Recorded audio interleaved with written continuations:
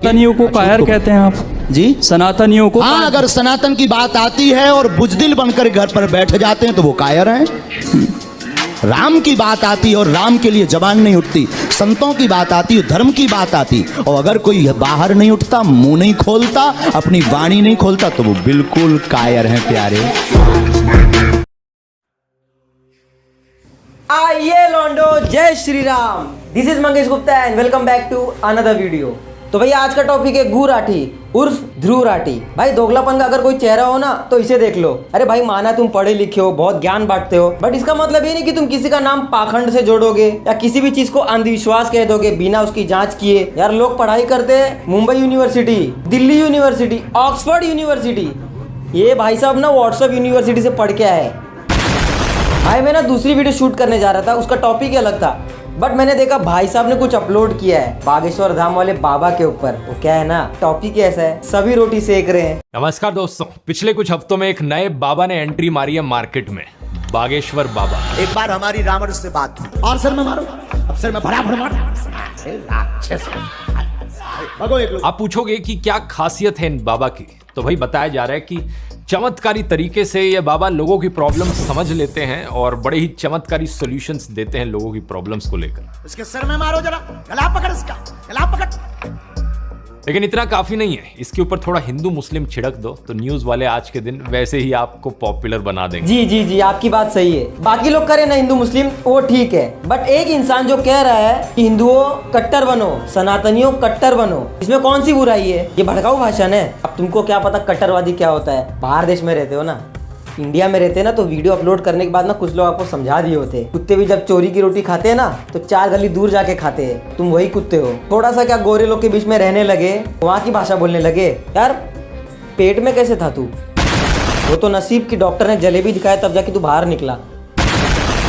सही बात नहीं है दोस्तों, लोग IITN बनते हैं आज के दिन, कुछ लोग साइंटिस्ट बनते हैं, कुछ लोग IAS बनते हैं। अगर कुछ लोग बेवकूफ बनना चाहें तो क्यों नहीं बन सकते वो बेवकूफ? सबको मूर्ख बनने का अधिकार है और सभी रिलीजन्स के लोग इस अधिकार के बारे में जागरूक हैं। लोग रिलीजन को लेकर जरूर डिवाइडेड होंगे एक दूसरे से, लेकिन यूनाइटेड हैं ये सारे रिलीजन के लोग सुपरस्टिशन के नाम पर। ऐसे फर्जी बाबा आपको हर धर्म में मिल जाएंगे और कितने लॉयल तरीके से कुछ लोग इन्हें फॉलो भी करते हैं। आइए आज के वीडियो में इस बागेश्वर बाबा को समझते हैं और जनरली इन बाबाओं के फिनोमिना को भी समझते हैं। तो बागेश्वर बाबा से शुरुआत करें तो इसके पीछे जो इंसान है वो है धीरेंद्र शास्त्री। मध्य प्रदेश के गांव से आता है, वहां पर एक आश्रम भी चलाता है जिसका नाम है बागेश्वर धाम। दैनिक जागरण की रिपोर्ट के अकॉर्डिंग इसका असली नाम एक्चुअली में है धीरेंद्र कृष्णा गर्ग और इसकी उम्र सिर्फ 26 साल, यानी एज में ये मुझसे भी छोटा है। इमेजिन करके देखो, 26 साल का लड़का यहाँ पर एक बाबा बन गया। कहीं ऐसा ना हो कि आने वाले सालों में हमें देखने को मिले कि 15-16 साल के लड़के भी स्कूल से ड्रॉप आउट करके बाबा बनने की सोच। अरे नहीं नहीं सर, ऐसी बात नहीं है। जब आपकी नाक बहरी थी ना बचपन में, आप ABCD पढ़ रहे थे, तब ये बंदा ना भागवत का ज्ञान ले चुके थे। हनुमान चालीसा का पाठ बचपन से करते आ रहे थे। क्या करे बॉस, अपनी अपनी परंपरा है। तुम ब्रिटिश को अपना बाप मानते हो, हमारे बाप तो एक ही है हिंदुओं के, राम भगवान। खैर तुम तो अपने बाप के भी नहीं हुए। यही नहीं, गू राठी का कहना है कि हवन वगैरह भी अंधविश्वास है कि हमारे इंडियन एजुकेशन सिस्टम में कुछ कमी है।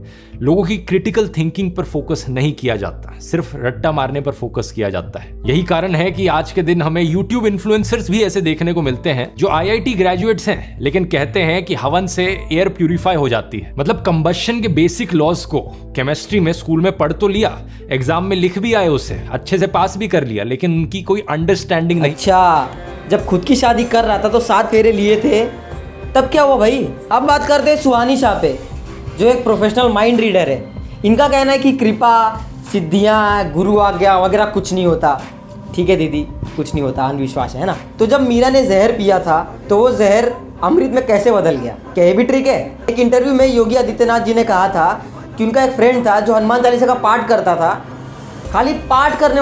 खाली हनुमान चालीसा का पाठ करने की वजह से उसका ना तबीयत ठीक हो गया। क्या ये भी ट्रिक है? ठीक है दीदी, अगर ये ट्रिक ही है ना चलेगा हमको, बट जो बाबा हमको जय श्री राम बुलवा रहा है, डेली हमको कट्टर बना रहा है, तो भाई ये पाखंड हमें पसंद है। पर असली बात बताऊं, ये जो कट्टरवादी बन रहे हैं ना हम सब, इसकी वजह से ना तुम जैसे लोग की सुलग रही है। कड़वा है पर सच है। बुलंदशहर में महाराज जी की कथा चल रही है, तो बहुत सारे लोग हैं जो प्रश्न करते हैं, क्वेश्चन करते हैं कि आखिर यहाँ के जो मुसलमान हैं, यहाँ के जो लोग हैं, यहाँ का जो समुदाय है, वो आखिर बागेश्वर धाम सरकार के बारे में क्या कुछ सोचता है।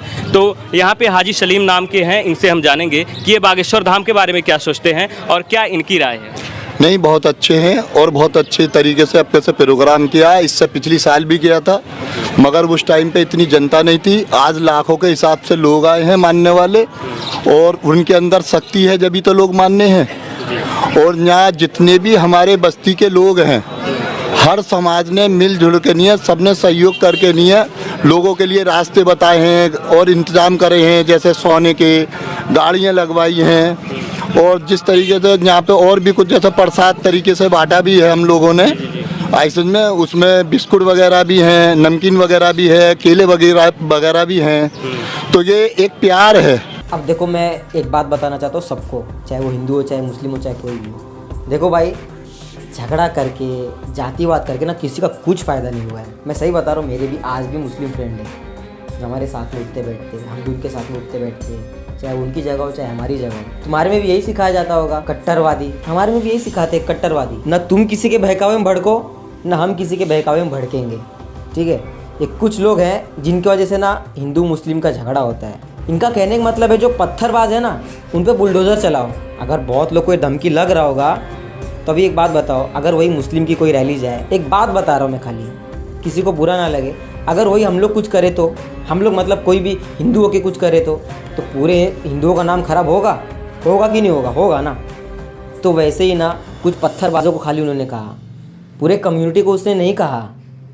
ये बात ध्यान में रखो, चाहे वो हिंदू हो चाहे वो मुस्लिम हो, अगर वो बुरा कर रहा है ना तो उसको सज़ा मिलना चाहिए, चाहे वो हिंदू ही क्यों ना हो। तो भैया अपने अपने धर्म के